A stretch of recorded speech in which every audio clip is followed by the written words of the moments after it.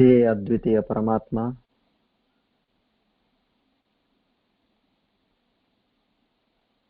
ನಿನ್ನ ಕೃಪಾ, ಕರುಣೆ, ಪ್ರೇಮ, ದಯೆ, ಅಭಯಹಸ್ತ ಇವೆಲ್ಲವೂ ನಮ್ಮ ಮೇಲೆ ನೀನು ಸದಾ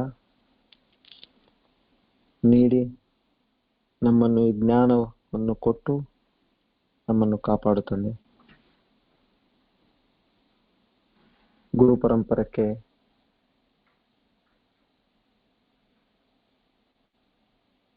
ನಮ್ಮ ಸಾಷ್ಟಾಂಗ ನಮಸ್ಕಾರಗಳು.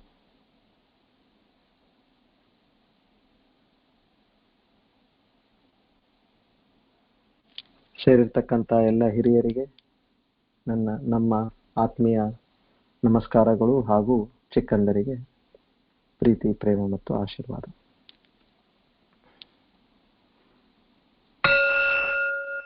ಇಂದಿನ ನಮ್ಮ ಪಾಠ ಪ್ರವಚನ 62ನೇದು, 8ನೇ ತಾರೀಕು ಜೂನ್ 2020, ಶರ್ವರಿ ನಾಮ ಸಂವತ್ಸರ, ಉತ್ತರಾಯಣ, ಗ್ರೀಷ್ಮ ಋತು, ಜ್ಯೇಷ್ಠ ಮಾಸ, ಕೃಷ್ಣ ಪಕ್ಷ, ತೃತೀಯ, ಸೋಮವಾರ.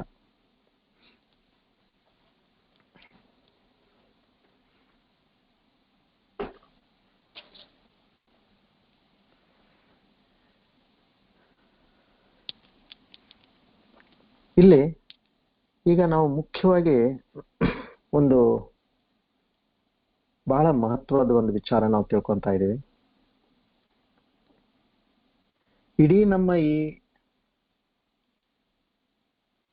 ಆಧ್ಯಾತ್ಮಿಕ ಒಂದು ಪ್ರಯಾಣ ಏನಿದೆ, ಸ್ಪಿರಿಚುವಲ್ ಜರ್ನಿ, ಇದು ಅಜ್ಞಾನದಿಂದ ಜ್ಞಾನದ ಕಡೆ.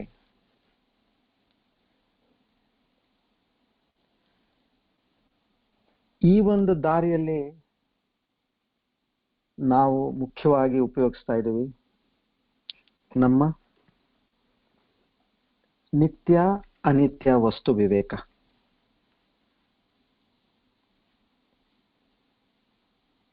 ಆ ಒಂದು ದಿಶೆಯಲ್ಲಿ ಈ ಪಂಚಕೋಶದ ಏನು ವಿಚಾರ ನಾವು ನೋಡ್ತಾ ಇದ್ದೀವಿ ಇವತ್ತು, ಇದು ಪ್ರಯಾಣ ಅಜ್ಞಾನದಿಂದ ಜ್ಞಾನದ ಕಡೆ, ಮೃತ್ಯುವಿಂದ ಅಮರತತ್ವದ ಕಡೆ, ಅಂದ್ರೆ ಮೋಕ್ಷದ ಕಡೆ. ಇದಕ್ಕೆ ನಾವು ಏನು ವಾಹನ ಉಪಯೋಗಿಸ್ತಾ ಇದೀವಿ? ನಿತ್ಯ ಅನಿತ್ಯ ವಸ್ತು ವಿವೇಕ ಶಕ್ತಿ.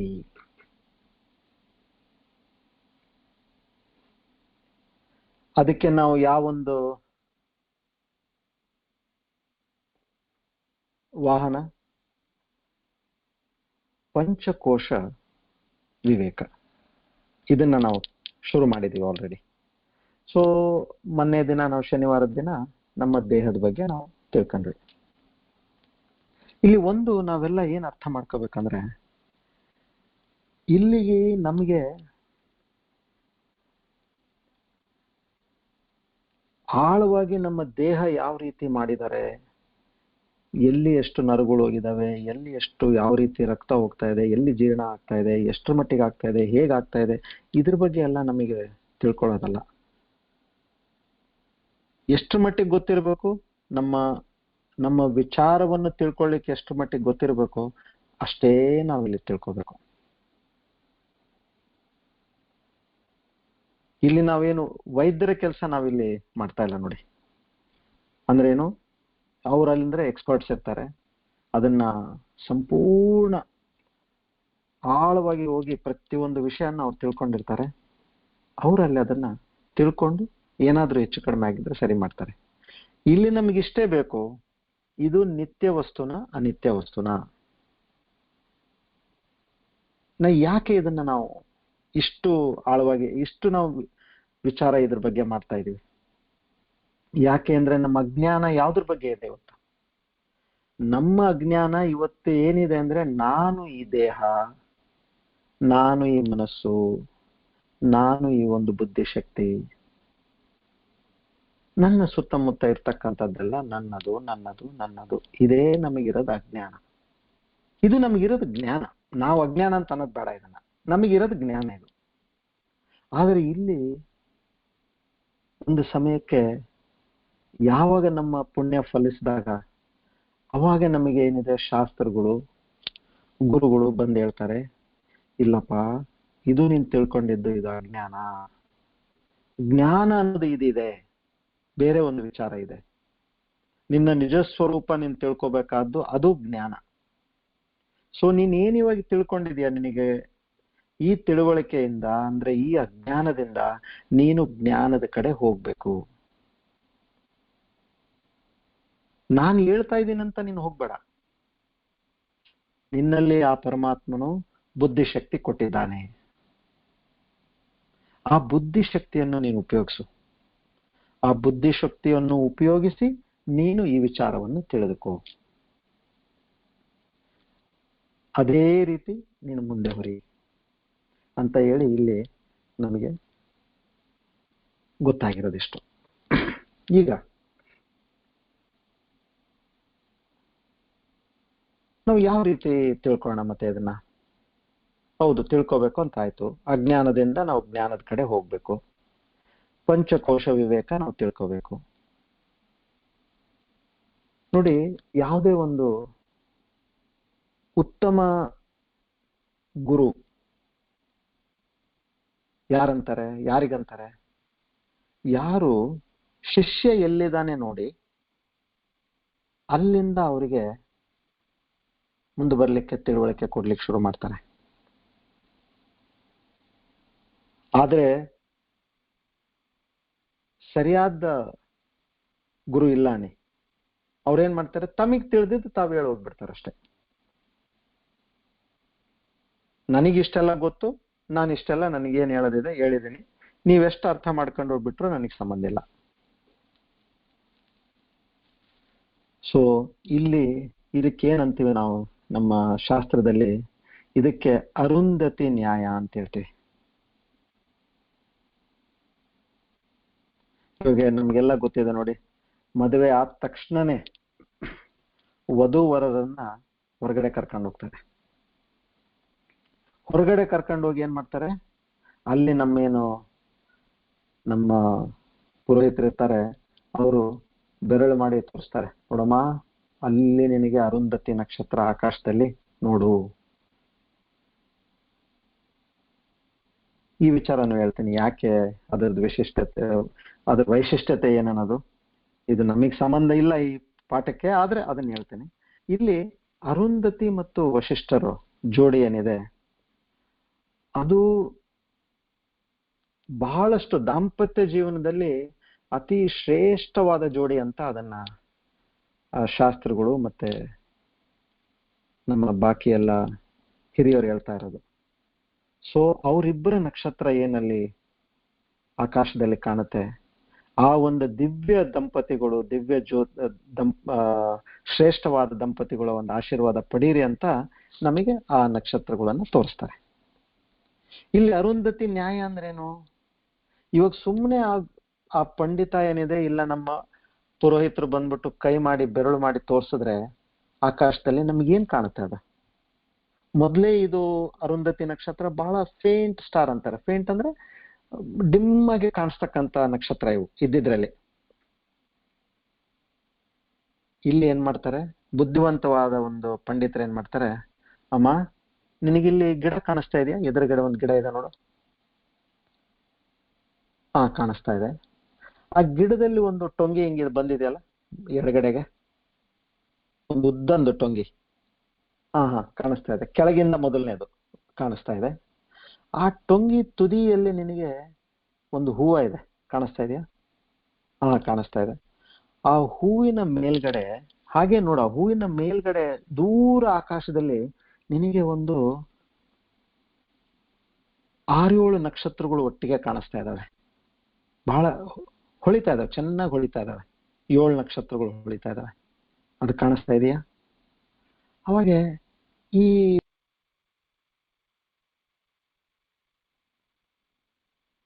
ಹೂವ ನೋಡಿ ಅದ್ರ ಮೇಲ್ಗಡೆ ವಧು ನೋಡ್ತಾಳೆ.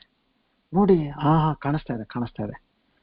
ಅದ್ರ ಪಕ್ಕದಲ್ಲಿ 2 ನಕ್ಷತ್ರಗಳಿದೆ ನೋಡು, ಬಹಳ ಡಲ್ಲಾಗಿ ಕಾಣಿಸ್ತಾ ಇದಾವೆ.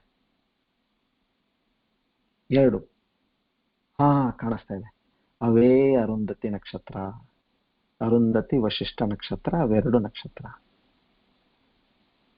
ಸೊ ಇಲ್ಲಿ ಏನು ಅರುಂಧತಿ ನ್ಯಾಯ ಆಯ್ತು ಇಲ್ಲಿ ನಮ್ದು. ಇಲ್ಲಿ ನಮಗೆ ಗಿಡ ತೋರಿಸಿದ್ದಕ್ಕೆ, ಆ ಟೊಂಗು ತೋರಿಸಿದ್ದಕ್ಕೆ, ಆ ಹೂವು ತೋರಿಸಿದ್ದಕ್ಕೆ, ಆ ಬಾಕಿ ಎಲ್ಲ ತೋರಿಸಿದ್ದಕ್ಕೆ. ಯಾಕೆ ಅಂದ್ರೆ ಈ ಒಂದು ಮಾಧ್ಯಮದಿಂದ ಕೊನೆಗೆ ಕರ್ಕೊಂಡೋಗಿ ನಮಗಲ್ಲಿ ಅರುಂಧತಿ ನಕ್ಷತ್ರ ತೋರಿಸ್ಬೇಕಾಗಿತ್ತು. ಅದರ ಸಲುವಾಗಿ ಇಲ್ಲಿಂದ ಪ್ರಯಾಣ ಶುರು ಮಾಡಿದ್ರು. ಅದು ಅರುಂಧತಿ ನ್ಯಾಯ. ಸೊ ಹಾಗೆ ನಮಗೆ ಇಲ್ಲೇನಿದೆ, ನಾವು ನಮಗೆ ಪರಿಚಯವಾದದ್ದು ಯಾವುದು, ಅತ್ಯಂತ ನಮಗೆ ಹೆಚ್ಚಿನ ಪರಿಚಯ ನಮ್ಮದ್ರಲ್ಲಿ ಯಾವುದು? ನಮ್ಮ ದೇಹ, ನಮ್ಮ ಮನಸ್ಸು, ನಮ್ಮ ಪ್ರಾಣಶಕ್ತಿ. ಈ ಒಂದು ಹೆಚ್ಚಿನ ಪರಿಚಯ ಇರ್ತಕ್ಕಂಥ ವಿಷಯಗಳಿಂದ ನಾವು ನಿಧಾನಕ್ಕೆ ಮುಂದಕ್ಕೆ ಹೋಗ್ಬೇಕು. ಕೇಕ್ ಅವ್ರು ಹೇಳ್ತಾರೆ ಗಿಡ ಗಿಡ ಅರುಂಧತಿ ನಕ್ಷತ್ರ ಅಲ್ಲ, ಮುಂದೆ ನೋಡು ಆ ಟೊಂಗಿದೆಯಲ್ಲ, ಅದು ಅದು ಅರುಂಧತಿ ನಕ್ಷತ್ರ ಅಲ್ಲ. ಅದ್ರ ಮೇಲೆ ಏನೊಂದು ಹೂ ಕಾಣಿಸ್ತಾ ಇದೆ, ಅದು ಅದು ಅರುಂಧತಿ ನಕ್ಷತ್ರ ಅಲ್ಲ. ಆ 7 ನಕ್ಷತ್ರ ಅವನು ಅಲ್ಲ, ಅದ್ರ ಪಕ್ಕದಲ್ಲಿ ಇರ್ತಕ್ಕಂಥದ್ದು ಅಂತ ಹೇಗೆ ಹೇಳಿದ್ರು. ಇವಾಗ ನಾವು ಅದೇ ರೀತಿ ನಮ್ಮ ಪ್ರಯಾಣ ಇಲ್ಲಿ ಶುರು ಮಾಡೋಣ. ಈ ಪಂಚಕೋಶ ವಿವೇಕ ಇದನ್ನು ತೈತ್ತರೀಯ ಉಪನಿಷತ್ತಲ್ಲಿ ಬರುತ್ತೆ. ತೈತ್ತರೀಯ ಉಪನಿಷತ್ತಲ್ಲಿ ಯೋ ವೇದ ನೀತಂ ಗುಹಾಯಂ ಪರಮೇ ವ್ಯೋಮನ್ ಅಂತ ಹೇಳಿದ್ರು. ನಿನ್ನ ಹೃದಯದ ಮಧ್ಯದಲ್ಲಿ ಗವಿಯಲ್ಲಿ ಇರ್ತಕ್ಕಂಥದ್ದು ಆ ಪರಮಾತ್ಮನ ಶಕ್ತಿ ಅಂತ ಅಷ್ಟು ಹೇಳ್ಬಿಟ್ಬಿಟ್ರು ಅವರು. ಅಲ್ಲಿ ಏನಾಯ್ತು, ಇದು ನಮಗೆ ಬಹಳ ಒಂದು ಹೆಮ್ಮೆಯಾದ ಒಂದು ವಿಚಾರ. ಇದು ಸಾಕಷ್ಟು ಜನ ಇದ್ರ ಬಗ್ಗೆ ಟಿಪ್ಪಣಿ ಬರೆದ್ರು. ಈ ಒಂದು ತೈತ್ತರೀಯ ಉಪನಿಷತ್ತಿನ ವಿಚಾರದ ಮೇಲೆ. ಅದರಲ್ಲಿ ಇವತ್ತಿಗೆ ಅದ್ವೈತ ಫಿಲಾಸಫಿ, ಸಂಪೂರ್ಣ ಅದ್ವೈತದಲ್ಲಿ ಇಡೀ ವಿಶ್ವದಲ್ಲಿ ಇದರಲ್ಲಿ ಪಂಚಕೋಶ ವಿವೇಕ ಅಂತ ಏನಿದೆ, ಇದು ಯಾರು ಬರೆದಿದ್ದಾರೆ ಗೊತ್ತಾ ನಿಮಗೆ? ಸ್ವಾಮಿ ವಿದ್ಯಾರಣ್ಯರು ಅಂತ ಬರೆದಿದ್ದಾರೆ. ಅವ್ರು ಎಲ್ಲಿಯವರು? ಅವರು ಕರ್ನಾಟಕದವರು. ಕರ್ನಾಟಕದಲ್ಲಿ ಎಲ್ಲಿಯವರು? ಅವರು ಹಂಪಿಯಲ್ಲಿದ್ರು. ಅವರು ಯಾರು? ಹಕ್ಕ ಬುಕ್ಕರಿಗೆ ಗುರುಗಳಾಗಿ ಅವರ ರಾಜ್ಯವನ್ನು ಮತ್ತೆ ಸ್ಥಾಪನೆ ಮಾಡೋದಿಕ್ಕೆ ಯಾರು ಕಿಂಗ್ ಮೇಕರ್ ಅಂತೀವಿ ನೋಡಿ, ಅವರು ಈ ವಿದ್ಯಾರಣ್ಯ ಸ್ವಾಮಿಗಳು. ಇವರು ಹುಟ್ಟಿದ್ದು, ಇವ್ರ ಬಗ್ಗೆ ಒಂದು ಸ್ವಲ್ಪ ತಿಳ್ಕೋಣ. ಇವರು ಹುಟ್ಟಿದ್ದು ಇದೇನು ನಾವು ಪಂಪಾ ಸರೋವರ ಅಂತ ಏನಂತೀವಿ, ಅಲ್ಲಿ ಇವರ ಜನ್ಮ ಆಗಿತ್ತು. 13ನೇ ಇಸ್ವಿಯಲ್ಲಿ ಇವ್ರದ್ದು ಜನ್ಮ ಆಯಿತು. ಇವರು ಸುಮಾರು 1377ರಲ್ಲಿ ಶೃಂಗೇರಿ ಶಾರದಾ ಪೀಠಂಗೆ ಇವರು ಮುಖ್ಯ ಅಧಿಪತಿಗಳಾದರು. ಒಂದು ದಿನ ಹರಿಹರ ತನ್ನ ಸಂಪೂರ್ಣ ರಾಜ್ಯವನ್ನು ಸೋತೋಗ್ಬಿಟ್ಟಿದ್ದಾನೆ ಮುಘಲರಿಗೆ. ಸೋತು ಇನ್ನ ಏನ್ ಮಾಡ್ಬೇಕು ಪಾಪ, ಕಾಡ್ನಲ್ಲಿ ಅಲಿತಾ ಇದ್ದಾನೆ. ಇಂಥ ನಂದು ದೊಡ್ಡ ರಾಜ್ಯವನ್ನ ಇವರು ಬಂದು ದಾಳಿ ಮಾಡಿ ನನ್ನ ಹೊರಗೆ ಹಾಕ್ಬಿಟ್ಟಿದಾರಲ್ಲ, ಏನ್ ನಂದು ಒಂದು ಇಂಥ ಪರಿಸ್ಥಿತಿ ಅಂತೇಳಿ ಅವರು ಅಲಿತಾ ಇರ್ತಾರೆ. ಆ ಸಮಯದಲ್ಲಿ ಏನಾಗುತ್ತೆ, ಇವ್ರ ಹತ್ರ ಒಂದು ನಾಯಿ ಇರುತ್ತೆ. ಅದಕ್ಕೆ ಬೇಟೆ ಆಡುವ ನಾಯಿ ಅಂತ ನಾವು ಹೇಳ್ತೀವಲ್ಲ, ಹಂಟಿಂಗ್ ಡಾಗ್. ಅದು ಈ ಹರಿಹರನ ಹತ್ರ ರಾಜನಿರ್ತಾನೆ. ಮತ್ತೆ ರಾಜ ಅಂದ್ಮೇಲೆ ನಾಯಿ ಇತ್ತು. ಸೊ ಅವನ ಜೊತೆಗೆ ನಾಯಿನೂ ಬಂತು ರಾಜ್ಯ ಬಿಟ್ಟು. ರಾಜ್ಯ ಇಲ್ಲ ಅಂದ್ಮೇಲೆ ಏನಾಯ್ತು. ಸೊ ಹೇಗೆ ಅವ್ರು ಕಾಡಿನಲ್ಲಿ ಅಲಿತಾ ಹೋಗ್ತಾ ಇರ್ಬೇಕಾದ್ರೆ ಅಲ್ಲಿ ಒಂದು ದೊಡ್ಡ ಒಂದು ಮೊಲ ನೋಡ್ತಾರ ಅವರು. ಯಾರು? ಹರಿಹರ. ನೋಡಿ ಈ ನಾಯಿನ ಬಿಡ್ತಾನೆ, ಹೋಗೋ ಅದನ್ನ ಹಿಡ್ಕೊಂಬ ಅಂತ ಬಿಡ್ತಾನೆ ಅದನ್ನ. ಅದು ನಾಯಿ ಮತ್ತೆ ಹಂಟಿಂಗ್ ಡಾಗ್ ಅಂದ್ಮೇಲೆ ಮೊಲ ಏನು ಬಹಳ ಸರಳವಾದ ವಿಚಾರ, ಅದನ್ನ ಹಿಡಿಲಿಕ್ಕೆ. ಓಡುತ್ತಾ ನಾಯಿ ನೋಡ್ತಾನೆ, ಆ ನಾಯಿಗೇನೈತೆ ಈ ಮೊಲ ಕಚ್ಚಿಬಿಟ್ಟಿದೆ. ಇದು ಕುಂಟ್ಗಂತ ಈ ನಾಯಿ ವಾಪಸ್ ಬರುತ್ತೆ. ಆಶ್ಚರ್ಯ ಆಗುತ್ತೆ ಈ ಹರಿಹರಂಗೆ. ಏನಪ್ಪಾ ಇದು, ಇಂಥ ಒಂದು ನಾಯಿಗೆ ಆ ಮೊಲ ಕಚ್ಚಿ ಕಳಿಸಿದೆ ಅಂದ್ರೆ ಏನಿದೆ ಅಂತೇಳಿ ಹಾಗೆ ಅವ್ರು ಹೋಗ್ತಿರ್ಬೇಕಾದ್ರೆ ಅಲ್ಲಿ ಒಂದು ದಿವ್ಯವಾದ ಒಂದು ವ್ಯಕ್ತಿ ಗುಹೆಯಲ್ಲಿ ಕೂತಿರ್ತಾರೆ. ಅವ್ರಿಗೆ ಹೇಳ್ತಾರೆ, ಏನ್ರಿ ಸ್ವಾಮಿಗಳೇ ಈ ರೀತಿ ಆಯ್ತು, ಇದು ಇಲ್ಲಿ ನೋಡ್ತಾ ಇದ್ದೀನಿ ಈ ರೀತಿ ಆಗಿದೆ ಅಂತೇಳಿ. ಯಾವಾಗ ಅವರು ಸ್ವಾಮಿಗಳು ಏನ್ ಮಾಡ್ತಾರೆ, ಕರ್ಕೊಂಡು ಹೋಗ್ತಾರೆ, ಎಲ್ಲಿದೆ ತೋರ್ಸಪ್ಪ ನನಗಿದು ಅಂತೇಳಿ. ಯಾವ ಸ್ಥಳಕ್ಕೆ ಹೋಗಿ ಅವ್ರು ತೋರಿಸ್ತಾರೆ, ಇಂತಲ್ಲಿ ಇದು ವಿಚಾರ ಆಯ್ತು ಅಂದಾಗೆ ಅವಾಗ ಅವರು ಆ ಸ್ವಾಮಿಗಳು ಹೇಳ್ತಾರೆ, ಈ ಸ್ಥಳದ ಮಹಿಮೆ ಅಂತದ್ದು. ಅವಾಗ ಇವ್ರು ಹೇಳ್ತಾರೆ, ಹರಿಹರ ನಾನೇ ರಾಜ ಆಗಿದ್ದೆ, ಇಲ್ಲಿ ನಂದೆಲ್ಲ ರಾಜ್ಯ ಹೋಯ್ತು, ಇವರು ಮುಘಲರು ಬಂದು ಎಲ್ಲ ದೋಚ್ಕೊಂಡು ಹೋದ್ರು, ಅದಕ್ಕೆ ನಾನು ಹಿಂಗ್ ಪರದಾಡ್ತಾ ಇದ್ದೀನಿ. ಅಂದ್ರೆ ಈ ಸ್ಥಳ ಬಹಳ ವಿಶೇಷವಾದ ಸ್ಥಳ, ಇದು ಇದರಲ್ಲಿ ಆ ಶಕ್ತಿ ಇದೆ ಈ ಸ್ಥಳದಲ್ಲಿ ಅಂತ ಹೇಳಿ ಅವಾಗ ಅವ್ರಿಗೆ ಹೇಳ್ತಾರೆ, ನಿನ್ನ ರಾಜ್ಯವನ್ನು ಮತ್ತೆ ಪುನಃಸ್ಥಾಪನೆ ನೀನ್ ಮಾಡ್ಬೇಕು ಅಂತೇಳಿ ಅವಾಗ ಶುರು ಮಾಡಿ ಮತ್ತೆ ಸೈನ್ಯ ಕಟ್ತಾರೆ. ಇವ್ರು ಗುರುಗಳು, ಇವರು ತಪಸ್ಸು ಮಾಡ್ಕೊಂಡಿರ್ತಕ್ಕಂಥ ಗುರುಗಳು ನಮ್ಮ ಧರ್ಮಕ್ಕೆ ಧಕ್ಕೆ ಆಗಿದೆಯಲ್ಲ ಅಂತೇಳಿ ಇವರು ಹರಿಹರನ್ ಜೊತೆಗೆ ಸೇರಿ ಮತ್ತೆ ರಾಜ್ಯವನ್ನು ಕಟ್ಟಲಿಕ್ಕೆ ಸೈನಿಕರನ್ನೆಲ್ಲ ಇಕ್ಕಟ್ಟು ಮಾಡಿ ಸೇರಿಸಿ ಅವರಿಗೆ ಸರಿಯಾದ ಒಂದು ಟ್ರೈನಿಂಗ್ ಕೊಟ್ಟು ಕೊನೆಗೆ ಮೊಘಲರನ್ನ ಅವರು ಅಲ್ಲಿ ಸೋಲಿಸಿ ಮತ್ತೆ ಅವರ ರಾಜ್ಯವನ್ನು ವಾಪಸ್ ತಗೊಂಡು ಆಮೇಲೆ ಇವರು ಆ ಒಂದು ರಾಜ್ಯಕ್ಕೆ ಪ್ರೈಮ್ ಮಿನಿಸ್ಟರ್ ಆಗ್ತಾರೆ. ಹಕ್ಕ ಬುಕ್ಕರು ಈ ರೀತಿ ರಾಜ್ಯವನ್ನು ನಡೆಸ್ತಾರೆ. ಸೊ ಇಂತಹ ಒಂದು ವಿಶೇಷವಾದ ವ್ಯಕ್ತಿತ್ವ ಇವ್ರದ್ದು. ಬರೀ ಇವರಿದ್ದಿದ್ದು ಏನು, ಋಷಿ ಮುನಿಯಾಗಿ ಗುಹೆಯಲ್ಲಿ ಕೂತಿದ್ರು ಕೂಡ ಇವರಲ್ಲಿ ಆ ತರದೊಂದು ವಿಶೇಷ ಶಕ್ತಿ ಇತ್ತು. ಸೊ ಹಾಗೆ ಒಂದು ಸುಮಾರು ಇವರು 3 ತಲೆಗಳಿಗೆ ಇವರು ಗುರುಗಳಾಗಿ ಮಂತ್ರಿಗಳಾಗಿ ಸೇವೆ ಮಾಡಿದ್ರು. ಅದ್ರ ಜೊತೆಗೆ ಶೃಂಗೇರಿ ಶಾರದಾ ಪೀಠಕ್ಕೂ ಕೂಡ ಇವರು ಸೇವೆ ಸಲ್ಲಿಸಿದ್ರು. ಇವರಲ್ಲಿ ಮುಖ್ಯವಾಗಿ ಬರೆದಿರ್ತಕ್ಕಂಥ ಪಂಚದಶಿ ಅಂತ ಒಂದು ಪುಸ್ತಕ.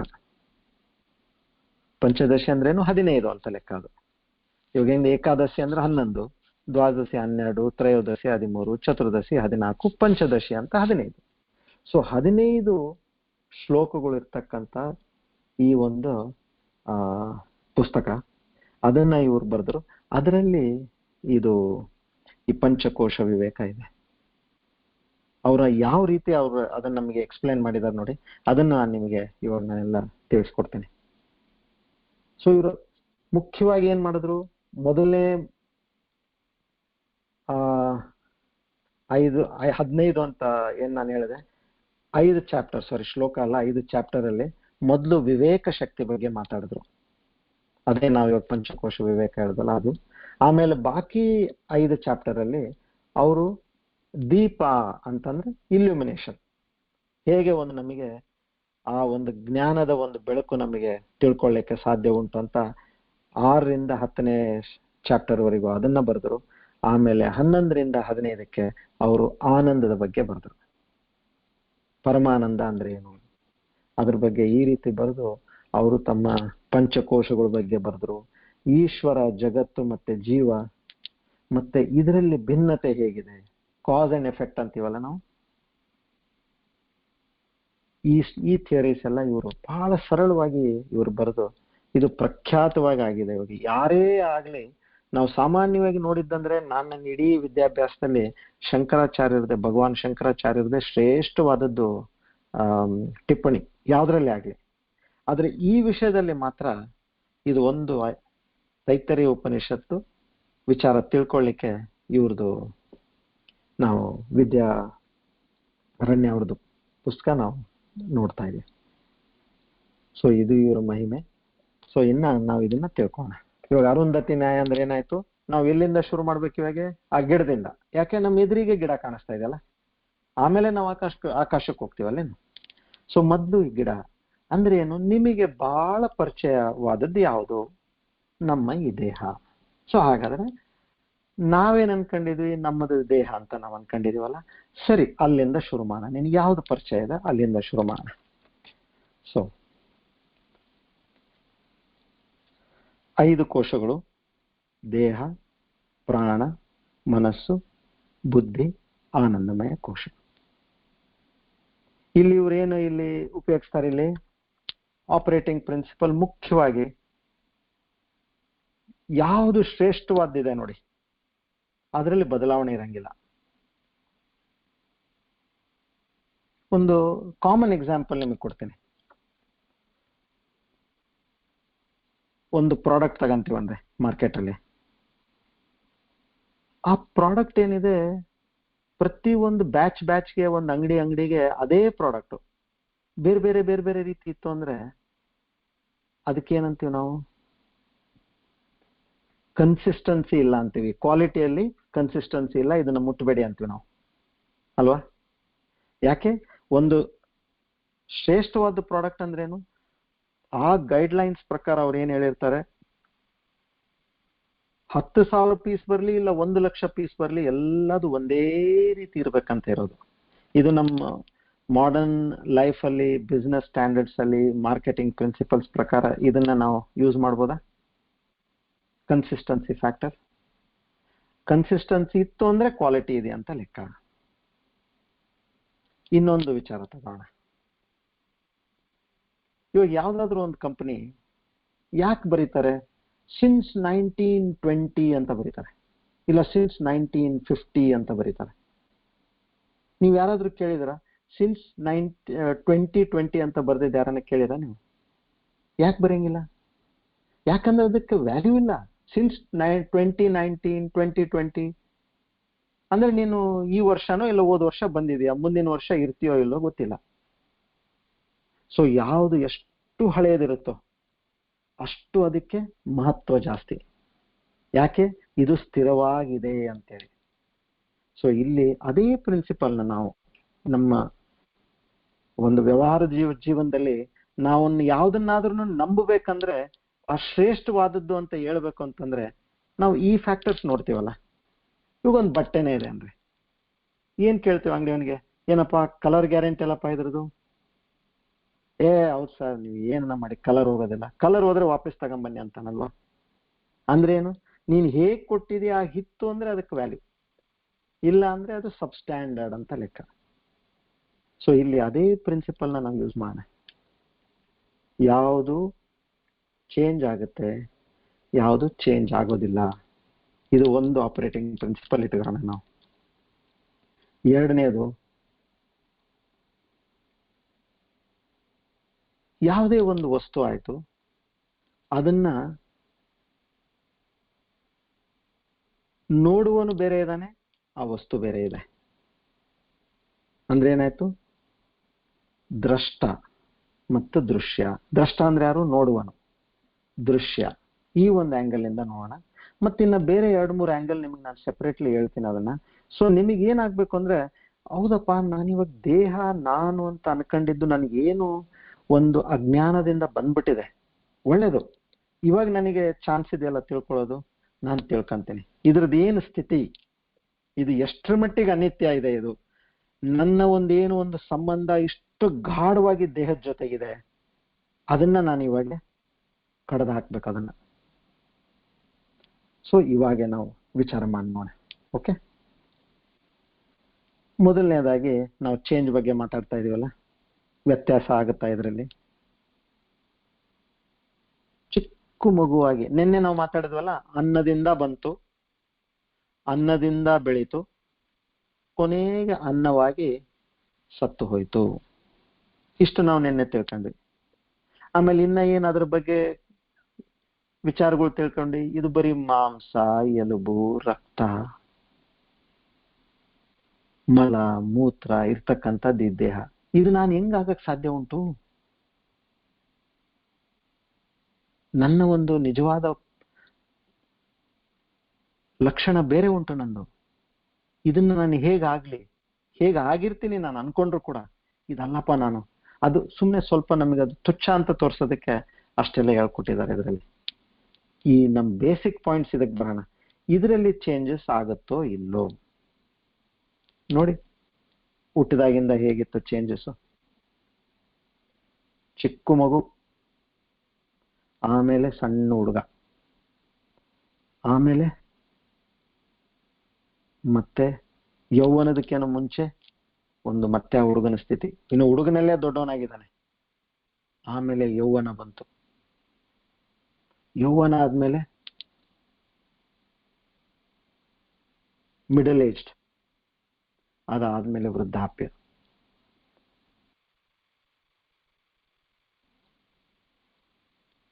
ಇಲ್ಲೇ ಸರಿ, ಇದೆಲ್ಲ ಚೇಂಜ್ ಆಯ್ತು. ಈ ಎಲ್ಲ ಚೇಂಜಸ್ನ ನಾವು ಅಂತ ವ್ಯಕ್ತಿಯ, ನಾವು ಅಂತ ಒಬ್ರು ಇದನ್ನೆಲ್ಲ ನೋಡ್ತಾ ಇದೀವಲ್ವಾ? ನಿಮ್ಮನ್ನೇ ನೀವು ಕೇಳ್ಕೊಳ್ಳಿ. ಇವಾಗ ಹುಡುಗನಾಗಿದ್ದತನ ಬೇರೆ, ಆಮೇಲೆ ಯೌವನದಲ್ಲಿದ್ದ ಇರ್ತಕ್ಕಂಥ ವ್ಯಕ್ತಿ ಬೇರೆ, ಮಿಡಲ್ ಏಜ್ಗೆ ಬಂದ್ಮೇಲೆ ವ್ಯಕ್ತಿ ಬೇರೆ, ಸ್ವಲ್ಪ ವಯಸ್ಸಾಗಿದೆ ಅಂದ್ರೆ ಆ ವ್ಯಕ್ತಿ ಬೇರೆ ಅಂತ ನಾವ್ ಅಂತೀವ? ಅನ್ನೋದಿಲ್ಲ. ನಾವೇನಂತೀವಿ? ನಾನೇ ಆ ವ್ಯಕ್ತಿ ಅಂತೀವಿ. ಯಾರನ್ನ ನಮಗೆ ಸಣ್ಣ ಹುಡುಗರ ಫೋಟೋ ನೋಡೋ, ನೀನ್ ಹಿಂಗಿದ್ದೆ ನೋಡೋ, ಸಣ್ಣ ಹುಡುಗ ಇದ್ದಾಗ ಅಂದ್ರೆ ಓ ಅಂತ ನಮಗೊಂದು 36 ಇಂಚು ಸ್ಮೈಲ್ ಬಂದ್ಬಿಡ್ತದೆ ನಮಗಲ್ಲಿ. ಅಬ್ಬಬ್ಬ ಎಷ್ಟು ಚೆನ್ನಾಗಿದೆಯಲ್ಲ ಅಂತೇಳಿ ನೋಡಿ. ಆ ಫೀಲಿಂಗ್ ಆಫ್ ಕನೆಕ್ಟ್, ನಾನು ನಾನು ನಾನು, ಯಾವುದೇ ಸ್ಥಿತಿ ದೇಹ ಚೇಂಜ್ ಆಗ್ತಾ ಇದ್ರು ಕೂಡ ನಾನು ನಾನು ನಾನು ಅಂತ ಇದೆ. ಈ ಪಾಯಿಂಟ್ ಮೇಲೆ ನಾವು ಗಮನ ಕೊಡ್ಬೇಕು. ಎಷ್ಟೇ ಚೇಂಜ್ ಆದ್ರೂ ಕೂಡ ಅದನ್ನ ನೋಡ್ತಕ್ಕಂತ ಒಂದು ವ್ಯಕ್ತಿ ಇದ್ದಾನೆ. ಆ ವ್ಯಕ್ತಿ ಏನ್ ಹೇಳ್ತಾ ಇದ್ದಾನೆ? ನಾನು ಅಂತ ಇದ್ದಾನೆ ಈ ಪ್ರತಿಯೊಂದು ಚೇಂಜ್ಗೆ. ಅಂದ್ರೆ ಏನಾಯ್ತು ಅಲ್ಲಿ? ನೋಡ್ತಕ್ಕಂಥವನು ದ್ರಷ್ಟ, ಇವೆಲ್ಲ ಚೇಂಜ್ ಆದ್ವೇನ್ ಬಾಡಿಯಲ್ಲಿ, ಅದು ದೃಶ್ಯ. ಅಂದ್ರೆ ಆತ ನೋಡ್ತಕ್ಕಂಥವನ್ ಸಬ್ಜೆಕ್ಟ್ ಆದ, ಇವೆಲ್ಲ ಆಬ್ಜೆಕ್ಟ್ ಆಯ್ತು. ಒಂದು ಸ್ಟ್ಯಾಂಡರ್ಡ್ ಪ್ರಿನ್ಸಿಪಲ್ ಅದು ಗೊತ್ತಲ್ಲ ನಮಗೆ, ಸಬ್ಜೆಕ್ಟ್ ಆಬ್ಜೆಕ್ಟ್ ಎರಡು ಬೇರೆ ಬೇರೆದಂತೇಳಿ. ಅಂದ್ರೆ ಯಾವುದೇ ಒಂದು ನೀವು ಇವಾಗ ನೋಡ್ತಿರೋ ಒಂದು ವಸ್ತು, ಅದು ಬೇರೆ, ನೀವು ಬೇರೆ. ನೀವೊಂದು ಅಲ್ಲಿ ಒಂದು ಫ್ಯಾನ್ ನೋಡ್ತೀರಿ, ನಾನು ಫ್ಯಾನ್ ಅಂತೀರ ನೀವು? ಇಲ್ಲಪ್ಪ, ಅದು ಫ್ಯಾನ್ ಅಂತೇಳಿ. ಯಾಕೆ? ನಾನ್ ನೋಡುವಂತವನು ಅದನ್ನ ನೋಡಿದ್ದದು, ಅದು ಒಂದು ವಸ್ತು, ನಾನ್ ಸಬ್ಜೆಕ್ಟ್. ಇದು ನಮ್ಮ ಸಾಮಾನ್ಯ ಕಾಮನ್ ಸೆನ್ಸ್ ಇಂದಾನೇ ನಾವು ಅರ್ಥ ಮಾಡ್ಕೊಳಕ್ ನೋಡೋಣ. ಸೊ ಈ ತರ ಪ್ರತಿಯೊಂದು ಚೇಂಜ್ ಏನ್ ಬಾಡಿಯಲ್ಲಿ ಆಗತ್ತೆ, ಅದನ್ನೆಲ್ಲ ನಾನು ಒಂದು ವ್ಯಕ್ತಿಯಾಗಿ, ಒಂದು ಶಕ್ತಿಯಾಗಿ, ಅದು ಯಾವ್ದು ಅನ್ನೋದು ಆಮೇಲೆ ಮತ್ತೆ ತಿಳ್ಕೊಳ್ಳೋಣ. ಫಸ್ಟ್ ಇಷ್ಟೇ ನೋಡ್ಬೇಕು ನಾವು, ಇದು ನಾನು ಅಲ್ಲ ಅಂತ ನಾನು ತಿಳ್ಕೊಬೇಕಷ್ಟೆ. ಸೊ ಈ ತರ ಒಂದು ವಿಚಾರದಿಂದ ನೀವು ನೋಡಿ, ಒಂದ್ ಕಡೆ ಈ ಚೇಂಜಸ್ ಆಗೋದು ಬಾಡಿಗೆ ಎಷ್ಟು ಚೇಂಜ್ ಆಗುತ್ತೆ ಅನ್ನೋದಕ್ಕೆ, ಈ 10ನೇ ಕ್ಲಾಸ್ ಸ್ಟೂಡೆಂಟ್ಸ್ ಎಲ್ಲರೂ ಒಂದು ಸ್ಕೂಲಲ್ಲಿ ಓದಿರ್ತಾರೆ ನೋಡಿ. ನಮ್ಮಲ್ಲಿ 10ನೇ ಕ್ಲಾಸ್ ಪ್ರೈಮ್ ಸ್ಟ್ಯಾಂಡರ್ಡ್ ಅಲ್ಲ. ಸೊ ಅವಾಗಿಂದ ಒಂದು ಗ್ರೂಪು ಇವಾಗ ಎಲ್ಲೆಲ್ಲೋ ಇದ್ದಾರೆ. US ಅಲ್ಲಿ ಇದ್ದಾರೆ, ಯುರೋಪ್ನಲ್ಲಿ ಇದ್ದಾರೆ, ಆಸ್ಟ್ರೇಲಿಯಾದಾಗ ಇದ್ದಾರೆ, ಇಂಡಿಯಾದಲ್ಲಿ ಇದ್ದಾರೆ, ನ್ಯೂಜಿಲೆಂಡ್ನಾಗ ಇದ್ದಾರೆ, ಜರ್ಮನಿನಾಗ ಇದ್ದಾರೆ, ಎಲ್ಲ ಕಡೆ ಇದ್ದಾರೆ. ಇನ್ನು ಫೇಸ್ಬುಕ್ ಒಂದು ಅನುಕೂಲ ಇದೆ, ಎಲ್ಲರೂ ಸೇರಿದ್ರು. ಇವಾಗ ಏನಾಗಿದೆ, ಎಲ್ಲರೂ ಹೆಚ್ಚು ಕಡಿಮೆ ರಿಟೈರ್ ಆಗ್ಬಿಟ್ಟಿದ್ದಾರೆ. 59, 60 ವಯಸ್ಸಾಗ್ಬಿಟ್ಟಿದೆ ಸರಿ ಅಂತೇಳಿ ಇವಾಗ ಅದೊಂದು ಜೋಶ್ ಇದೆ ಅಲ್ಲ, ಇದು ಅಲ್ಯೂಮಿನೈ ರಿಯೂನಿಯನ್ ಅಂತ ಒಂದು ಜೋಶ್ ಇದೆ. ಸರಿ ಅಂತ ಎಲ್ಲರೂ ಸೇರ್ತಾರೆ. ಆಮೇಲೆ ಅಲ್ಲಿ ಒಬ್ರಿಗೆ ವಿಚಾರ ಬಂತು, ನಾವು ಏನಪ್ಪಾ 35-38 ವರ್ಷ ಆದ್ಮೇಲೆ ನಾವು ಭೇಟಿ ಆಗ್ತಾ ಇದೀವಿ. 40 ವರ್ಷ ಆಯ್ತು, ಇನ್ನ ಜಾಸ್ತಿ, ಹೌದು 40-42 ವರ್ಷ ಆಯ್ತು. ಯಾರನ್ನ ನಾವು ಕಂಡಿಡಿಯೋಣ ಇವಾಗ? ಸೊ ಅದಕ್ಕೆ ಒಂದು ಒಳ್ಳೆ ಪ್ಲಾನ್ ಮಾಡಿದ್ರು. ಏನು? ಎಲ್ಲರೂ ಒಂದು ಟಿ ಶರ್ಟ್ ಮಾಡ್ಬೇಕು, ವೈಟ್ ಟಿ ಶರ್ಟ್. 10ನೇ ಕ್ಲಾಸಲ್ಲಿ ಇರ್ತಕ್ಕಂಥ ನಿಮ್ ಫೋಟೋ ಏನೈತೆ ಅದ್ರ ಮೇಲೆ ಪ್ರಿಂಟ್ ಮಾಡ್ರಿ. ಅದ್ರ ಕೆಳಗಡೆ ನಿಮ್ಮ ಹೆಸರು ಬರೀರಿ. ಅದನ್ನ ನೀವು ಹಾಕೊಂಡು ಬಂದ್ರಿ. ನನಗೇನ್ ಗೊತ್ತು? ನೀನ್ ಹೆಸರು ಗೊತ್ತು. ನೀನ್ 10ನೇ ಕ್ಲಾಸ್ನಲ್ಲಿ ಹೆಂಗಿದ್ದೆ ಅಂತ ನಾನು ಅದನ್ನ ನೋಡಿದ್ದೆ, ನನಗೆ ನೆನಪುಂಟು. ಇವಾಗ ಹೆಂಗಾಗಿದೆಯೋ ಅದನ್ನ ನೀನ್ ನೋಡಿದ್ರೆ ನನಗೆ ಗೊತ್ತಾಗುತ್ತೆ. ಅವ್ರಿಷ್ಟೇ ಹೇಳಿಲ್ಲ, ನೀರು ಇಟ್ಕೊಂಡ್ ಬಂದ್ರೆ ಶಾಕ್ಗೆ ಕೊಡಿದ್ರೆ ಮತ್ತೆ ಸ್ವಲ್ಪ ನೀರ್ ಹಾಕಿ ಮುರ್ಚೋದ್ರೆ ಎಬ್ಬಿಸ್ತೀವಿ ಅಂತೇಳಿ. ಅದು ಹೇಳಿಲ್ಲ ಅವ್ರು, ಇಷ್ಟೇ ಹೇಳಿದ್ರು. ಅಂದ್ರೆ ಈ ರೀತಿ ಇಷ್ಟು ಒಂದು ಚೇಂಜ್ ಆದ್ರೂ ಕೂಡ ಅಜ್ಞಾನ ಏನಂತ ಹೇಳ್ಕೊಡತ್ ನಮಗೆ? ನಾನೇ. ಇದ್ರಲ್ಲಿ ಏನ್ ನೋಡ್ತಾ ಇದೆಯಲ್ಲ ಟಿ ಶರ್ಟ್ ಮೇಲೆ, ನಾನೇ ಅಪ್ಪ. ಇಷ್ಟು ವ್ಯತ್ಯಾಸ ಆದ್ರೂ ಕೂಡ ನೋಡಿ, ಅಜ್ಞಾನ ಎಷ್ಟು ಬಲ ಇದೆ ನಮ್ಮಲ್ಲಿ, ನಾನೇ ಅಂತ ಹೇಳ್ತಾರೆ ಅದಕ್ಕೆ. ಸೊ ಇಲ್ಲಿ ವ್ಯಕ್ತಿ ಸಾಕಷ್ಟು ಚೇಂಜ್ ಆಯ್ತು. ಆಮೇಲೆ ದೃಶ್ಯ ಮತ್ತು ದೃಷ್ಟ ಅಂತ ಅದನ್ನೂ ಒಂದು ನಮಗೆ ಸರಿಯಾಗಿ ಗೊತ್ತಾಯ್ತು. ಇವಾಗ ಇನ್ನೊಂದು ಪ್ರಿನ್ಸಿಪಲ್ ಹೇಳ್ತೇನೆ ನೋಡಿ,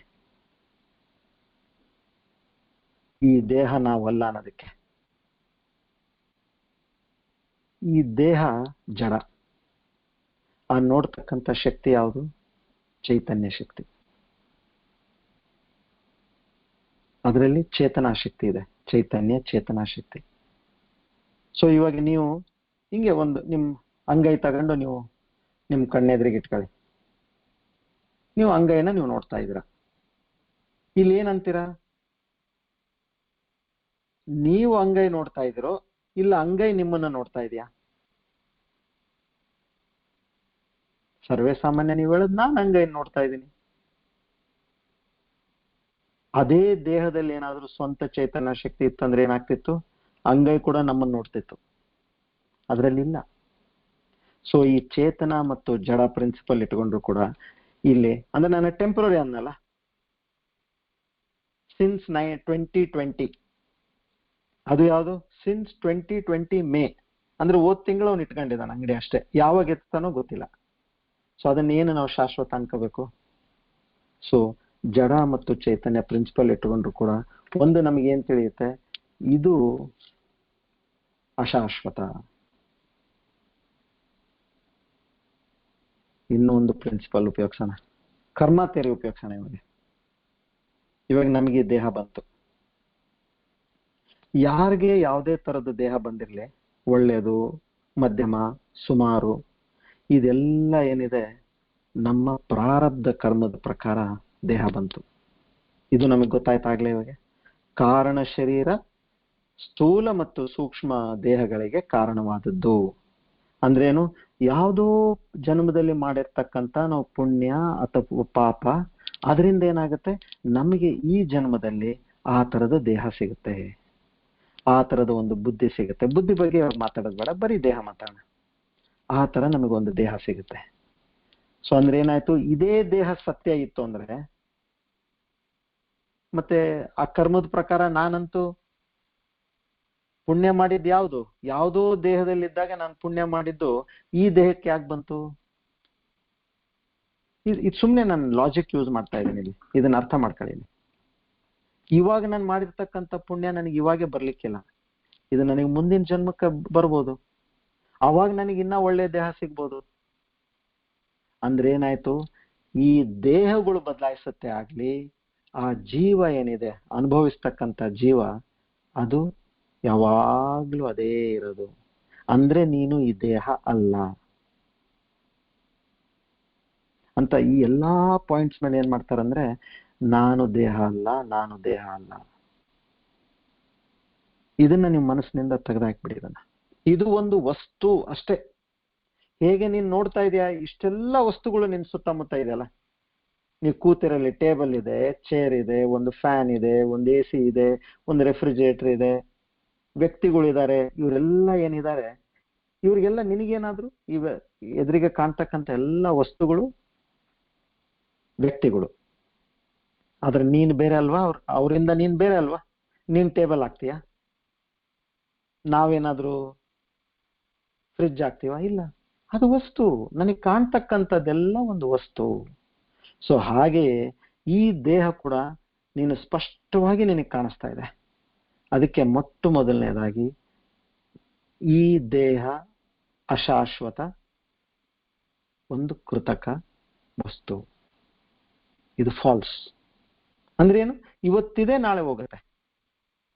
ಅದು ನಾಳೆ ಯಾವತ್ತನ್ನೋದು ಗೊತ್ತಿಲ್ಲ. ನಾಳೆನೂ ಇನ್ನ ದೂರ ಆಗ್ಬೋದು, ಮುಂದಿನ ಗಳಿಗೆ ಕೂಡ ಆಗ್ಬೋದು, ಯಾರಿಗೂ ಗೊತ್ತಿಲ್ಲ. ಅದು ಅಂತ ಒಂದು ದೇಹಕ್ಕೆ ನೀನು ಅಜ್ಞಾನಿಯಾಗಿ ಇದರಲ್ಲಿ ಏನೇ ಆಗ್ಲಿ, ನೋವಾಯ್ತು, ಮತ್ತೊಂದಾಯ್ತು, ನಾವೇನಂತೀವಿ, ಅರೇ ನನಗ್ ನೋವಾಗ್ತಾ ಇದೆ, ನನಗ್ ನೋವಾಗ್ತಾ ಇದೆ. ನಿನಗಲ್ಲ ನೋವಾಗ್ತಾ ಇರೋದು, ಆ ಕೈಯಲ್ಲಿ ನೋವಾಗ್ತಾ ಇದ್ರೆ ಆ ಕೈಗೆ ನೋವಾಗ್ತಾ ಇದೆ, ನಿನಗಲ್ಲ.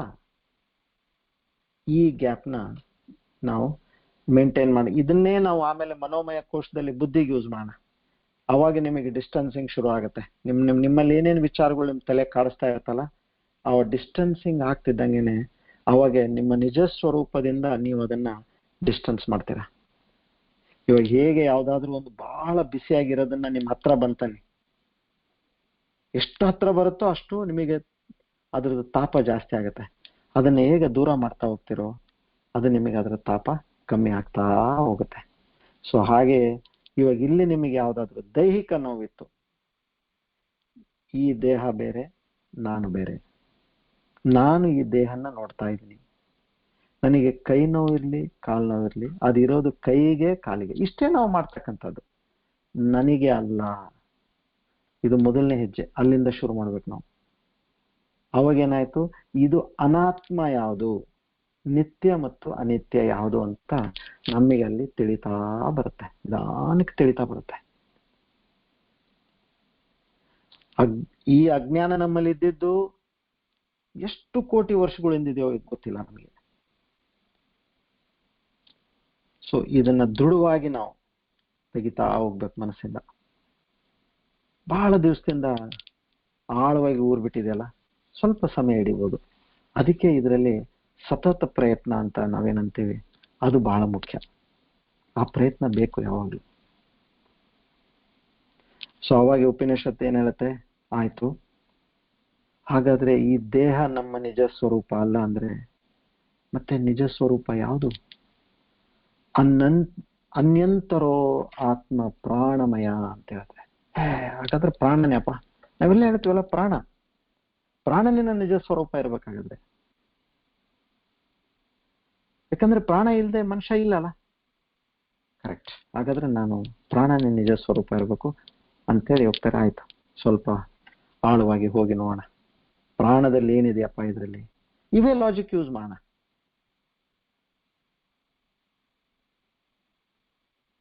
ಮುಖ್ಯವಾಗಿ ಏನು, ಅರುಂಧತಿ ನ್ಯಾಯ, ಆ ಗಿಡ ಟೊಂಗು ಯಾವ್ದು ಇದಲ್ಲ ಬರೀ ಇಂಡಿಕೇಶನ್ ತಗಂತ ಇದ್ವಿ ನಾವು. ಸೊ ಅದೇ ರೀತಿ ಇವಾಗ ಬುದ್ಧಿ ಇದು ದೇಹ ಅಲ್ಲ ಅಂತ ನಾವು ಬಿಟ್ವಿ. ಇವಾಗ ಪ್ರಾಣ ನೋಡೋಣ. ಪ್ರಾಣದಲ್ಲಿ ಏನಿದೆ ನಮಗೆ? ನಮ್ಮ ರಕ್ತ ನಾಡಿಗಳಿಂದ ಏನು ಅಲ್ಲಿ ಆಕ್ಸಿಜನ್ ಆಗಿ ಕನ್ವರ್ಟ್ ಆಗ್ತಾ ಇದೆ, ಎಲ್ಲ ಕಡೆ ಹೋಗ್ತಾ ಇದೆ, ಹೃದಯಕ್ಕೆ ಹೋಗ್ತಾ ಇದೆ, ಅಲ್ಲಿ ಶುದ್ಧವಾಗಿ ಮತ್ತೆ ಬರ್ತಾ ಇದೆ, ಮತ್ತೆ ಎಲ್ಲ ಶುದ್ಧಿಯನ್ನು ತಗೊಂಡು ಮತ್ತೆ ಹೃದಯಕ್ಕೆ ಹೋಗುತ್ತೆ, ಅಲ್ಲಿ ಶುದ್ಧವಾಗಿ ಮತ್ತೆ ಇದು ಕಂಟಿನ್ಯೂಸ್ ಫ್ಲೋ ಇದೆ, ಇದ್ದಿದ್ದೇ ಇದು.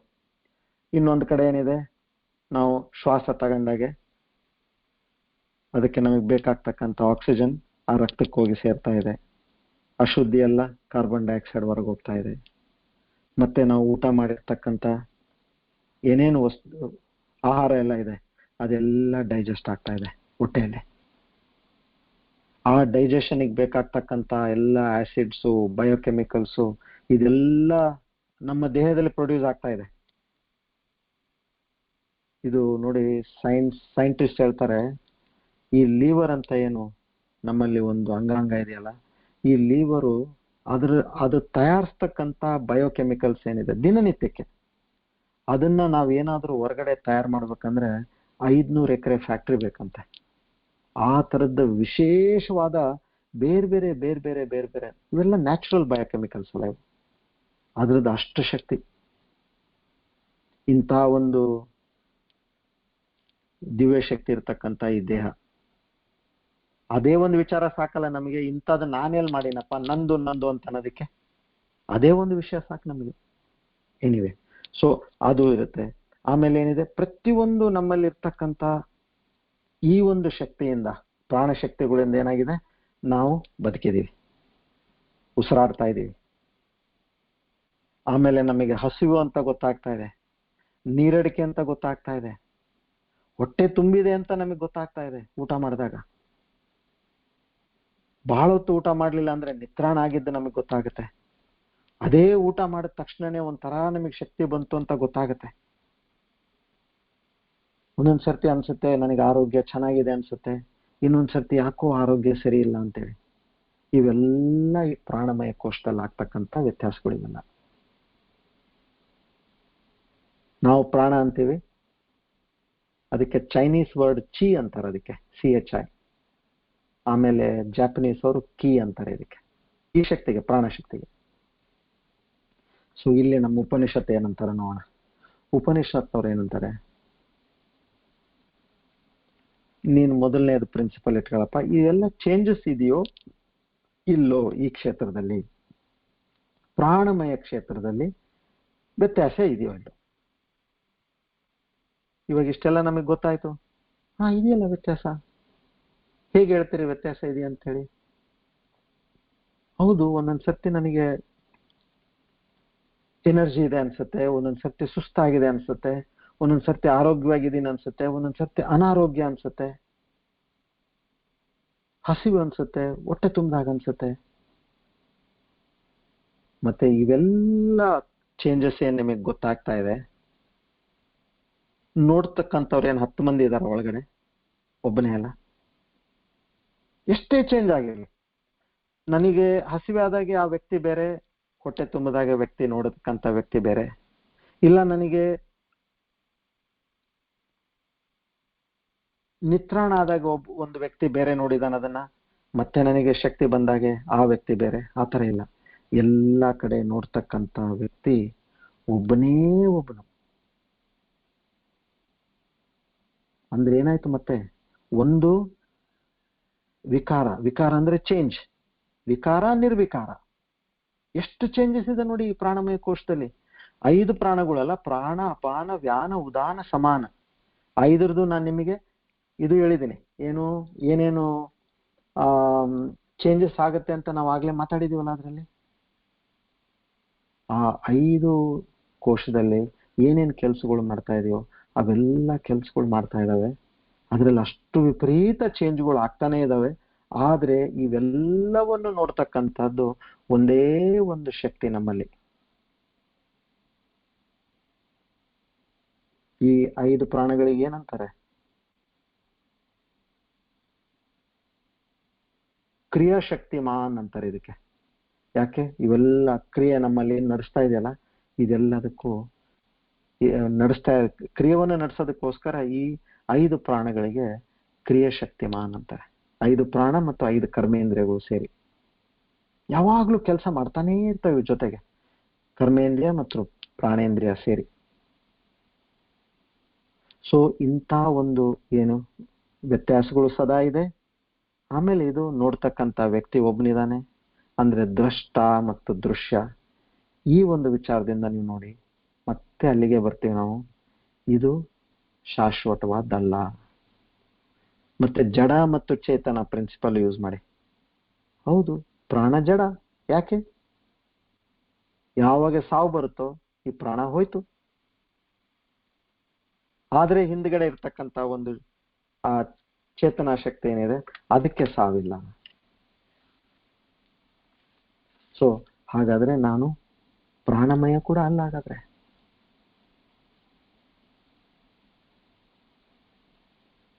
ಸ್ಪಷ್ಟ ಆಗ್ತಾ ಇದೆಯಾ ಇಲ್ಲಿವರೆಗೆ ಹೇಳ್ತಾ ಇದ್ದಿದ್ದು? ಒಂದು ಸ್ವಲ್ಪ ಫೀಡ್ಬ್ಯಾಕ್ ಕೊಡಿ. ಸ್ಪೀಡಾಗಿ ಹೋಗ್ತಾ ಇದೀನಾ? ಏನ್ ಹೇಳಿದ್ದು ಸರಿ ಆಯ್ತಾ? ಇಲ್ಲ ಇನ್ನ ಸ್ವಲ್ಪ ಒತ್ತಿ ಹೇಳ್ಬೇಕಾ?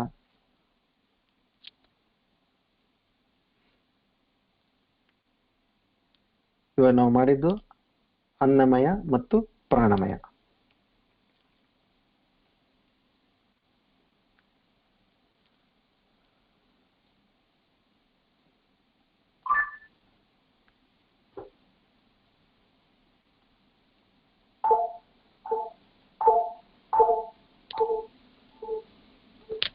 Okay, very good. Okay, so ಇವಾಗ ನಾವು ಎಲ್ಲರಿಗೂ ಅರ್ಥ ಆಗ್ತಾ ಇದೆ ಅಂತ ಹೇಳ್ತಾ ಇದಾರೆ.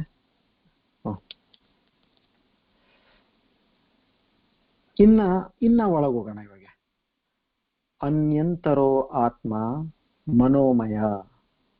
ಇನ್ನ ಒಳಗೋಗೋಣ, ಮುಂದಿನ ಗುಹೆಗೆ ಹೋಗೋಣ. ಏನಪ್ಪಾ ಇದು? ಮತ್ತೆ ನಾನು ಹಾಗಾದ್ರೆ ಮನೋಮಯ. ಮನೋಮಯ ಅಂದ್ರೆ ಮನಸ್ಸು. ಮನಸ್ಸು ಅಂದ್ರೆ ಏನು? ಒಂದು ವ್ಯಕ್ತಿತ್ವ. ಇವ್ ನೋಡಿ, ಯಾರೇ ಆಗ್ಲಿ ವಿದ್ಯಾ ಕಲ್ತವ್ರು ಅಂದ್ರೆ ಬುದ್ಧಿವಂತರು, ಓದಿದವರು, ಆಮೇಲೆ ಹಿರಿಯರು, ಇವರೆಲ್ಲ ಏನಿರುತ್ತಂದ್ರೆ ಒಂದು ವ್ಯಕ್ತಿತ್ವನೇ ಇವ್ರದೊಂದು ಇದಾಗತ್ತಲ್ಲ. ಯಾರಪ್ಪ ಇವರು ಅಂತಂದ್ರೆ ನಾವೇನ್ ಹೇಳ್ತೀವಿ ಹೆಚ್ಚಾಗಿ ನೋಡಿ ಹೇಳೋದು, ಬಹಳ ಒಳ್ಳೆ ವ್ಯಕ್ತಿ ಅಪ್ಪ, ಇಲ್ಲ ಸ್ವಲ್ಪ ಹುಷಾರಾಗಿರಪ್ಪ, ಆತಂಕ ಸಿಟ್ಟು ಜಾಸ್ತಿ, ಮತ್ತೆ ತಮಾಷೆ ಮಾಡಕ್ ಹೋಗ್ಬೇಡಿ, ಸುಮ್ನೆ ಇಲ್ಲಿದ್ದಾಗ್ತವೆ, ಹುಷಾರಾಗಿರಿ. ಅಂದ್ರೆ ಏನಾಯ್ತು? ವ್ಯಕ್ತಿತ್ವ ಬಗ್ಗೆ ನಾವು ಮಾತಾಡ್ತೀವಲ್ಲೇನು. ಒಳ್ಳೆಯವರು, ಹೀಗಿದ್ದಾರೆ ಹಾಗಿದ್ದಾರೆ ಅನ್ನೋದು ಅವ್ರ ವ್ಯಕ್ತಿತ್ವನೇ ಮಾತಾಡ್ತೀವಿ ಆಗ್ಲಿ, ಬೇರೆ ಯಾವುದು ವಿಚಾರ ಬರೋದಿಲ್ಲ. ಸೊ ಅವಾಗ ನಮಗೇನ್ ಮನ್ಸಿಗೆ ಬರುತ್ತೆ, ಓಹೋ ಹಾಗಾದ್ರೆ ನಾನು ಮನೋಮಯ ಅಂದ್ರೆ ನನ್ನ ಮನಸ್ಸು ನನ್ನ ವ್ಯಕ್ತಿತ್ವ ಏನಿದೆ ಅದೇ ನನ್ನ ನಿಜ ಸ್ವರೂಪ ಇರ್ಬೋದು. ನೋಡೋಣ ಬನ್ನಿ. ಸೊ ಇನ್ನ ಆಳವಾಗಿ ಹೋಗಿ ಅವಾಗ ತಮ್ಮ ಮನೋಮಯ ಸ್ಥಿತಿಯನ್ನ ನೋಡ್ತಾರಲ್ಲಿ. ನಿಮಗೆ ನಿಮ್ಮ ಮನಸ್ಸು, ಅದರ ಬದಲಾವಣೆ, ಇವೆರಡು ಫಸ್ಟ್ ಪ್ರಿನ್ಸಿಪಲ್ ಹೇಳಿದ್ವಲ್ಲ, ವಿಕಾರ ನಿರ್ವಿಕಾರ ಮತ್ತು ದ್ರಷ್ಟ ಮತ್ತು ದೃಶ್ಯ, ಇವೆರಡು ನಮಗೆ ಅನುಭವಕ್ಕೆ ಬರ್ತಾ ಇದೆಯಾ? ನಾನ್ ಸಂತೋಷವಾಗಿದ್ದೇನ್ರಿ, ನನಗೆ ಸ್ವಲ್ಪ ತಲೆನೋವಿದೆ ರೀ, ನನಗೆ ಬೇಜಾರಾಗಿದೆ ರೀ, ನನಗೆ ಮನಸ್ಸು ಸರಿ ಇಲ್ಲ ಇವಾಗ, ಆಮೇಲೆ ಮಾತಾಡೋಣ. ಇದೆಲ್ಲ ಏನು ವ್ಯತ್ಯಾಸಗಳು ಇವೆಲ್ಲ? ನನ್ನ ಮನಸ್ಸಿನ ವ್ಯತ್ಯಾಸಗಳು. ಹೇಳ್ತಾ ಇರೋದು ಯಾರು? ನಾನು ನಾನು ಅಂತ ಹೇಳ್ತಾ ಇದ್ದೀನಿ.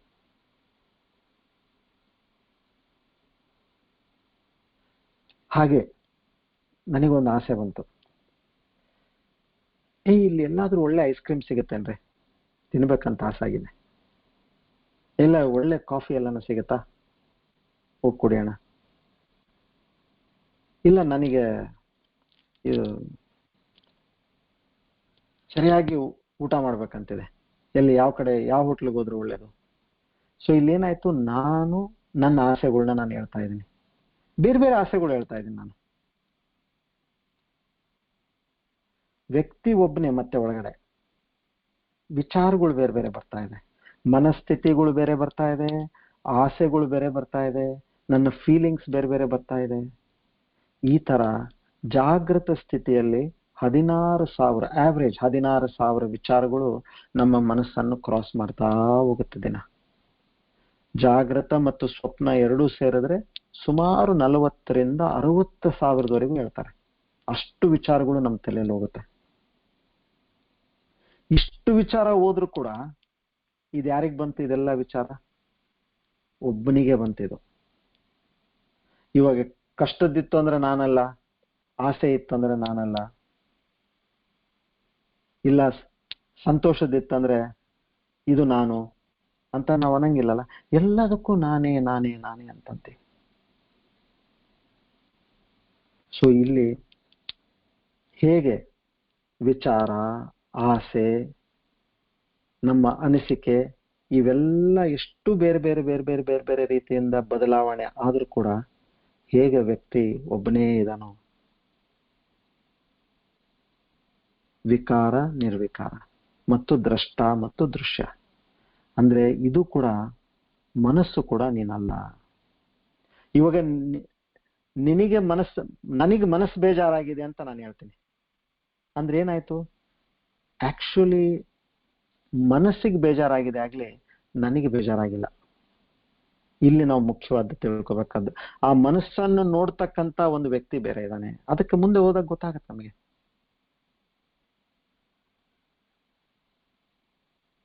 ಇದು ಹಿಂದೆ ಹೇಳಿದ್ದೆ ನಾನು ಒಂದ್ಸರ್ತಿ.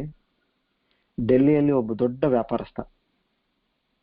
ವ್ಯಾಪಾರ ಅಂದ್ಮೇಲೆ ನೋಡಿ, ಸಾಮಾನ್ಯವಾಗಿ ಸ್ಥಿತಿ ಒಂದೇ ರೀತಿ ಇರೋದಿಲ್ಲ, ಹೆಚ್ಚು ಕಡಿಮೆ ಆಗ್ತಕ್ಕಂಥದ್ದೇ.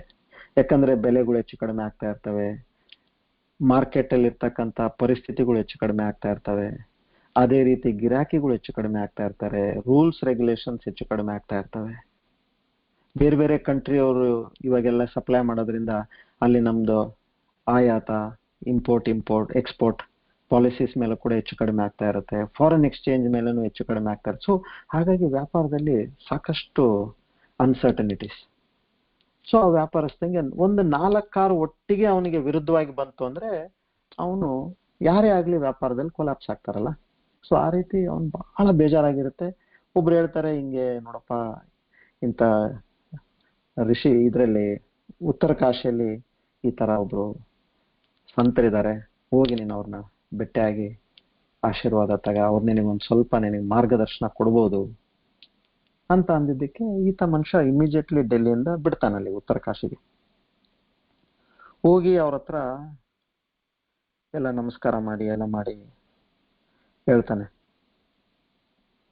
ಹೀಗೆ ನನಗೆ ವ್ಯಾಪಾರದಲ್ಲಿ ಬಹಳ ತೊಂದರೆ ಬಂದ್ಬಿಟ್ಟಿದೆ, ಬಹಳ ದುಃಖ ಆಗ್ಬಿಟ್ಟಿದೆ, ನನಗೆ ತಡ್ಕೊಳಕ್ ಆಗ್ತಾ ಇಲ್ಲ.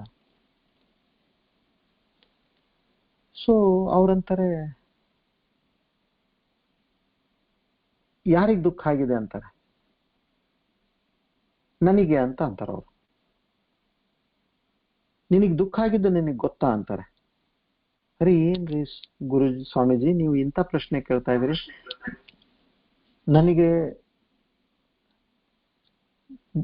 ನನಗೆ ಅನುಭವ ಆಗ್ತಾ ಇದೆ ಅಂತಾನೆ ನಾನು ನಿಮಗೆ ಹೇಳ್ತಾ ಇದ್ದೀನಿ ಇದನ್ನ.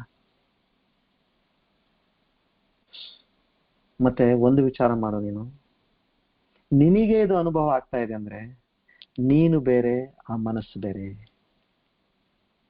ಇಲ್ಲ ಅಂದ್ರೆ ನಿನಗೆ ಗೊತ್ತಾಗ್ತಿದ್ದಿಲ್ಲ, ಅದು ನೀನೇ ಆಗಿದ್ರೆ ನಿನಗೆ ಹೇಗೆ ಗೊತ್ತಾಗತ್ತೆ?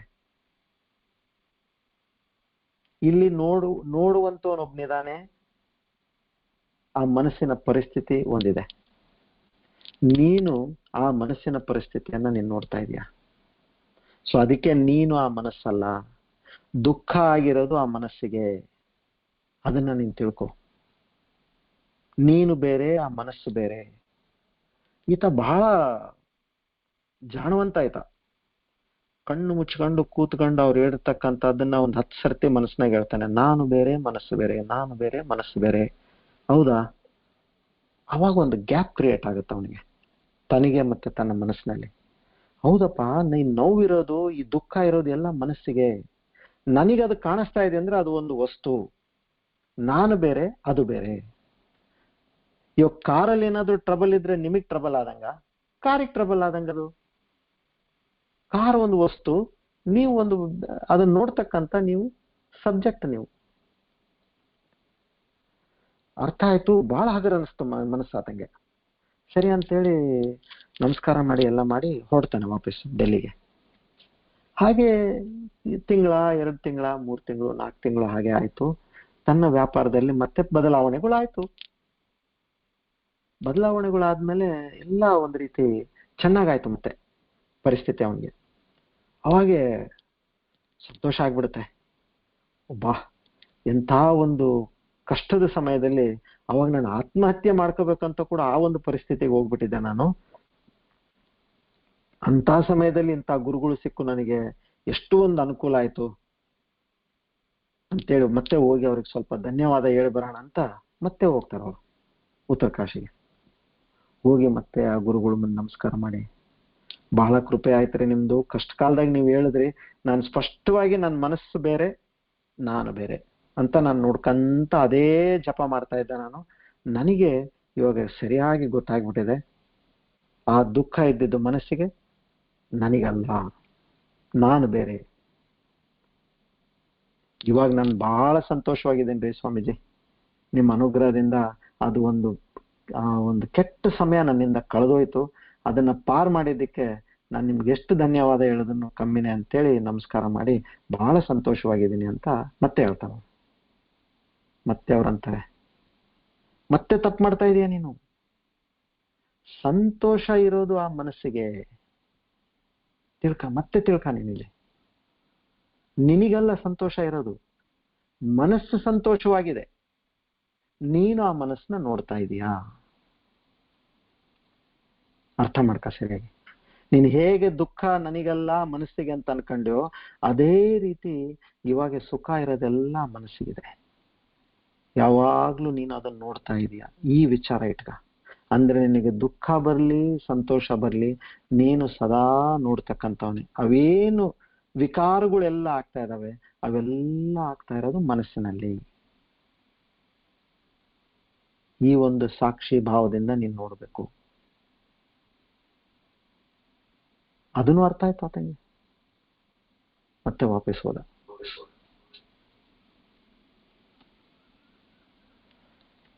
ಸೊ ಈ ರೀತಿ ಇಲ್ಲಿ ಏನಾಯ್ತು, ಇಲ್ಲಿ ಮನಸ್ಸು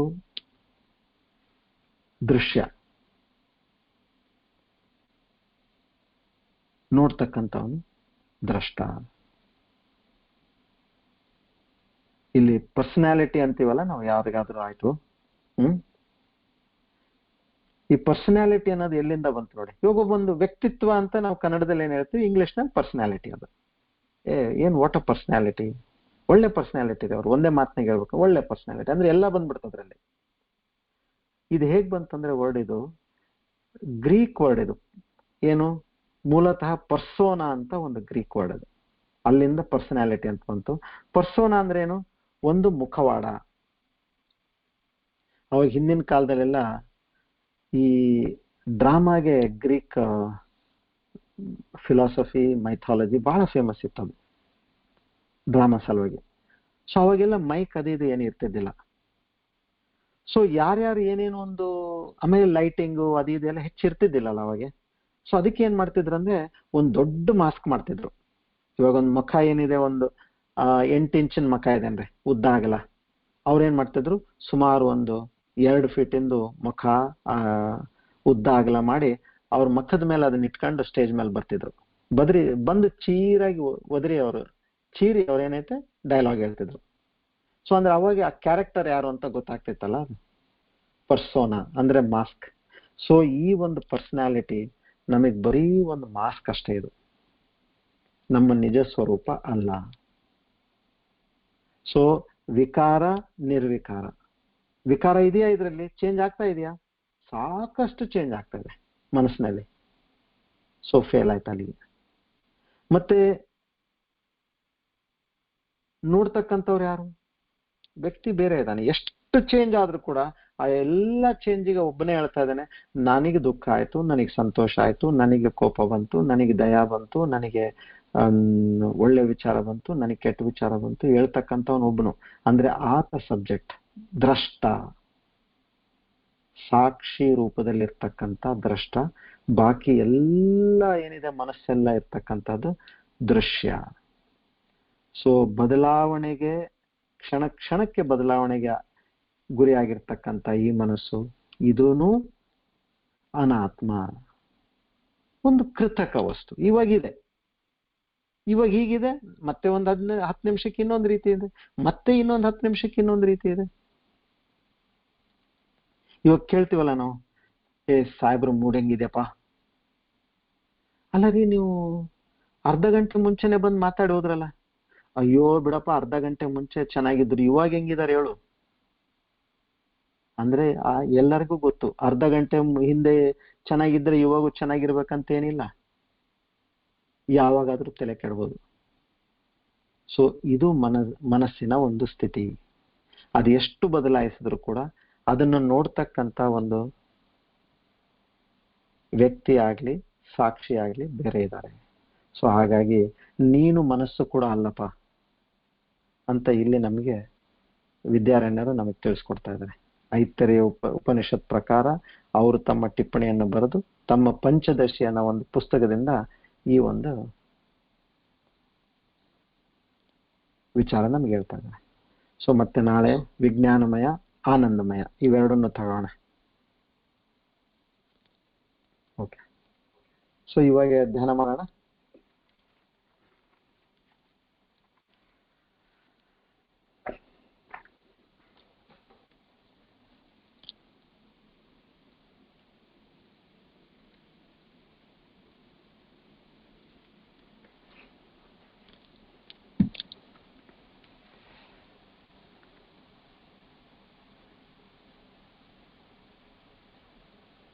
ಎಲ್ಲರೂ ತಮ್ಮ ಬೆನ್ನು, ಕುತ್ತಿಗೆ ಮತ್ತು ತಲೆ ನೇರವಾಗಿಟ್ಕೊಳ್ಳಿ.